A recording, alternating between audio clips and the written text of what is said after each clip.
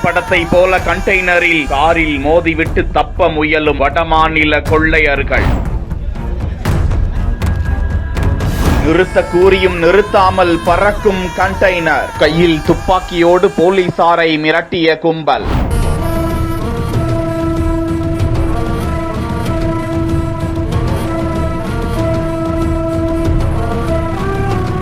பல மாநிலங்களில் ஏடிஎம் கொள்ளை. பல ஆண்டுகளாக போலீசாருக்கு தண்ணி காட்டி வந்த கும்பல். மடக்கி பிடித்து சுட்டு கொன்ற தமிழக போலீஸ்.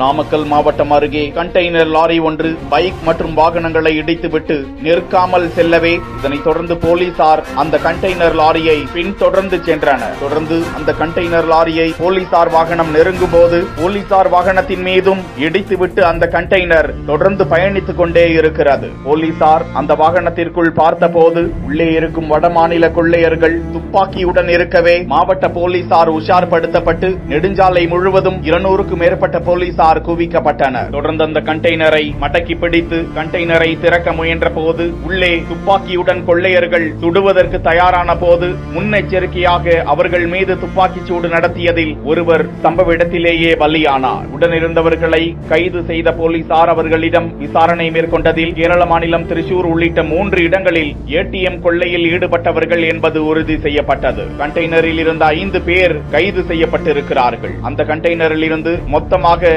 66 லட்சம் ரூபாய் பணம் பறிமுதல் செய்யப்பட்டுள்ளதாக முதற்கட்ட தகவல் வெளியாகியுள்ளது. அவர்கள் ராஜஸ்தானில் இருந்து வந்து பல்வேறு இடங்களில் கொள்ளை சம்பவங்களில் ஈடுபட்டு வந்தவர்கள் என்பதும், என்கவுண்டரில் கொல்லப்பட்ட கொள்ளையன் ஹரியானாவைச் சேர்ந்த 37 வயதான ஜமாதீன் என்பதும், காயமடைந்தவர்கள் ஹரியானாவைச் சேர்ந்த ஆஜர் அலி என்பதும் உறுதி செய்யப்பட்டிருக்கிறது. வெப்படை காவல்துறையினர் அந்த கண்டெய்னரை காவல் நிலையத்திற்கு எடுத்துச் சென்றிருக்கிறார்கள். தொடர்ந்து கொள்ளையர்களிடம் தீவிர விசாரணை நடந்து வருகிறது.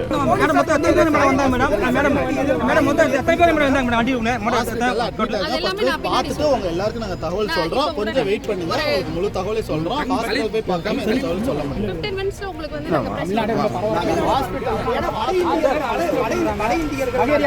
அவர்களுடைய உறவினர்களும் இங்க வந்து முழு தகவலும் நாங்க வந்து சொல்லுவோம். எங்களோட போலீஸ் வந்து ஹாஸ்பிடல் அட்மிட் ஆயிருக்காங்க. போய் என்னாச்சுன்னு சொல்லி பார்த்து விசாரிச்சாதான் முழு தகவல்.